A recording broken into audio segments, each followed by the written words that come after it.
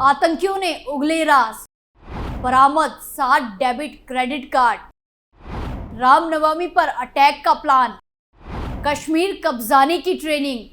नमस्कार, capital TV में आपका स्वागत है और मैं आपके साथ प्रिया बिस्ट। हमारे देश भारत पर कई दुश्मनों की नजरें टिकी है, जिसके लिए दुश्मन कोई ना कोई प्लान बनाता है कि हमारे देश में अशांति फैले। लेकिन देश की सुरक्षा एजेंसियां लगातार बड़े बड़े एक्शन ले रही है। कई जगह छापे पड़ रहे हैं, गिरफ्तारियां हो रही हैं। गिरफ्तारियों के बाद कई सारे खुलासे हो रहे हैं, राज निकल रहे हैं बाहर। इन्हीं सब के बीच लोकसभा चुनाव से पहले एटीएस ने 3 मार्च को नेपाल सीमा से हिजबुल मुजाहिदीन के 3 आतंकियों को गिरफ्तार किया, जिन्होंने अब बड़े राज उगले हैं। तो आज बात होगी एटीएस के तगड़े एक्शन की, बात होगी आतंकियों के खुलासे की। तो चलिए शुरू करते हैं।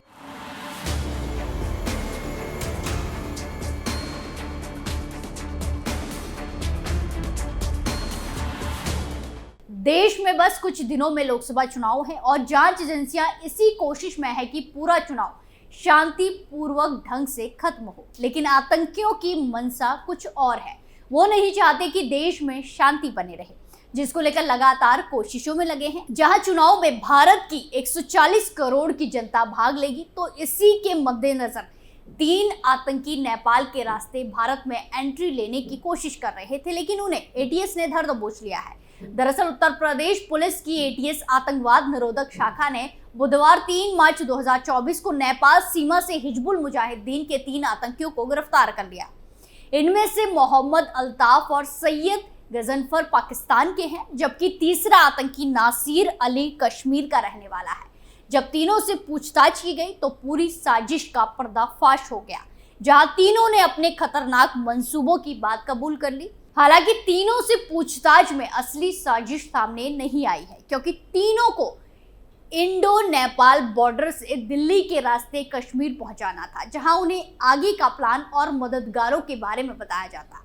6 दिन की पुलिस कस्टडी रिमांड पर लिए गए तीनों संदिग्धों से यूपी एटीएस ने साथ साथ एनआईए की टीम भी पूछताछ कर रही है। पूछताछ में उन्होंने कश्मीर को पाकिस्तान में मिलाने जैसे मंसूबों का अपना खुलासा किया है, जहां कश्मीरी आतंकी नासिर ने खुद को कारगिल युद्ध के बाद बना आतंकी बताया।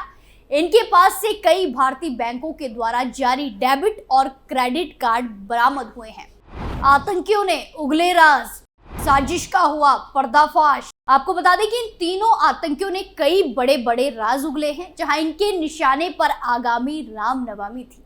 ये उत्तर प्रदेश के रामनवमी पर्व मना रहे हिंदुओं पर सिलसिलेवार हमला करना चाहते थे। फिलहाल इनकी गिरफ्तारी के बाद नेपाल सीमा पर सुरक्षा बलों की चौकसी बढ़ा दी गई है। सुरक्षा बल अलर्ट मोड पर है। आपका एक जानकारी के लिए बता दें कि एटीएस यूनिट गोरखपुर के इंस्पेक्टर विजय प्रताप सिंह ने इस कार्रवाई की एफआईआर दर्ज कराई है। उन्होंने बताया कि महाराजगंज जिले के नेपाल बॉर्डर पर पड़ने वाले शेख फरेदा गांव से कुछ आतंकियों की घुसने की सूचना पर वो टीम के साथ निगरानी कर रहे थे। सूचना सही पाई गई और 3 संदिग्धों को घेर कर पूछताछ की गई तो हड़बड़ा गए। इन तीनों ने भागने की कोशिश की तो पुलिस ने दौड़कर इन्हें पकड़ लिया।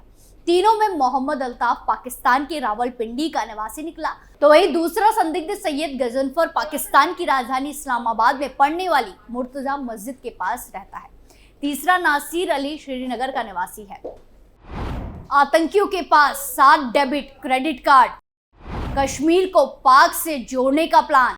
जहां एटीएस ने तीनों संदिग्धों की तलाशी ली। मोहम्मद अल्ताफ के पास एयरटेल का सिम लगा एक 4G मोबाइल, पाकिस्तानी पहचान पत्र, भारतीय आधार कार्ड जो फर्जी निकला और 2029 तक वैलिड एक पाकिस्तानी पासपोर्ट मिला।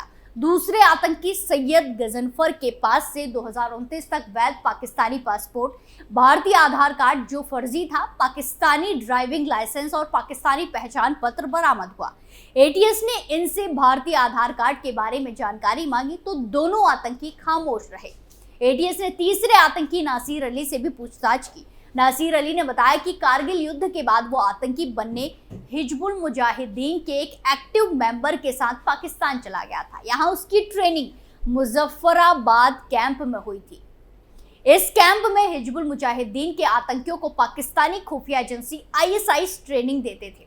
नासिर ने एटीएस को आगे बताया कि मैंने भी हिजबुल मुजाहिदीन की आइडियोलॉजी को पढ़ा तथा हिजबुल और दीगर जिहादी तंजीमों के उस्तादों की तकरीरें सुनकर व वीडियो देखकर प्रभावित हुआ।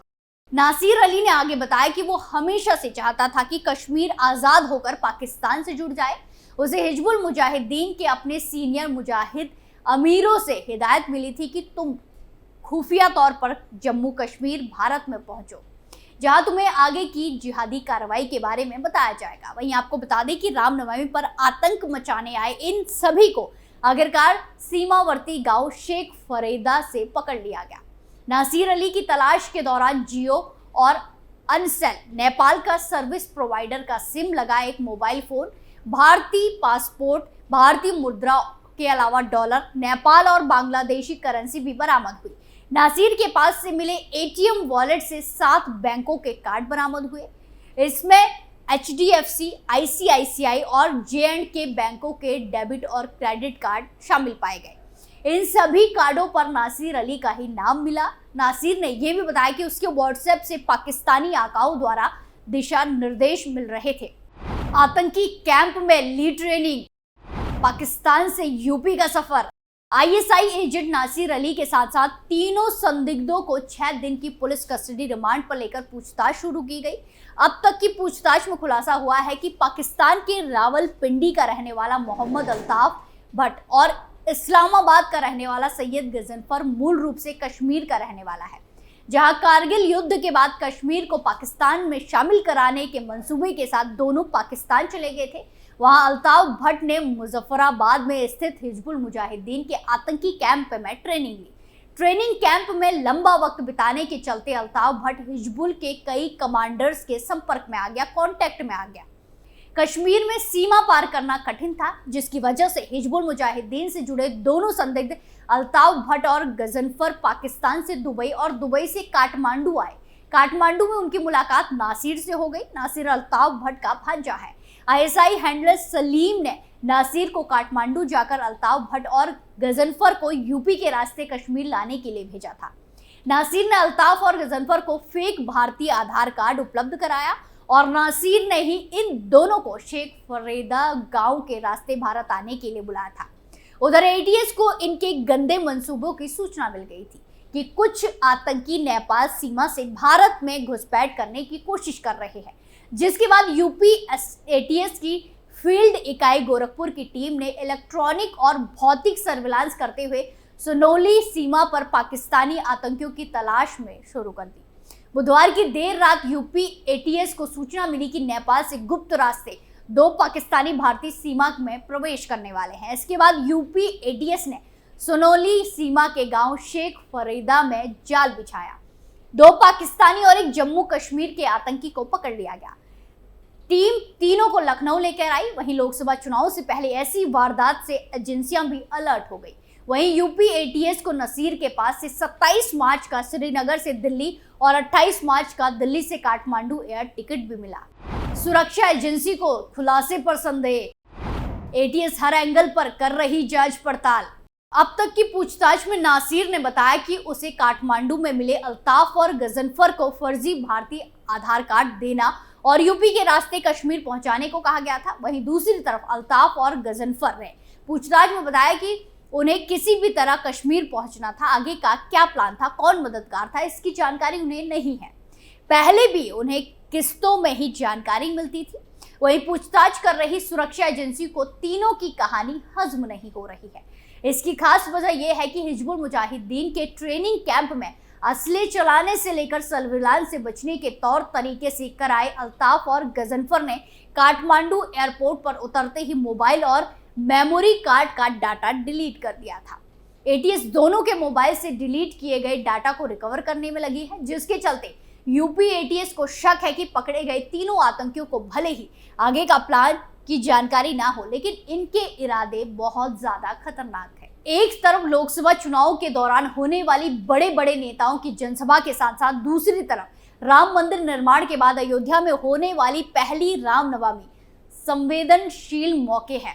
वहीं पाकिस्तानी आतंकियों से भी कड़ी पूछताछ में गजनफर और अल्ताफ ने बताया कि वो ISI के इशारे पर भारत में आतंकी हमलों को अंजाम देकर अस्थिरता का माहौल बनाना चाह रहे थे। ATS ने इन तीनों पर IPC की धारा 419, 420, 467, 468, 471, 120 बी और 121 ए के अलावा विदेशी अधिनियम की धारा 14 और विधि विरुद्ध क्रियाकलाप की धारा 38, 18, 13 के तहत कार्रवाई की है। ऐसे में जांच एजेंसी हर एक एंगल से जांच कर रही है। आगे कई सारे राज खुलने बाकी हैं। स्पेशल स्टोरी में आज के लिए इतना ही, फिर पेश होंगे नए मुद्दे के साथ। बाकी तमाम खबरों के लिए देखते रहिए कैपिटल टीवी उत्तर प्रदेश। नमस्कार।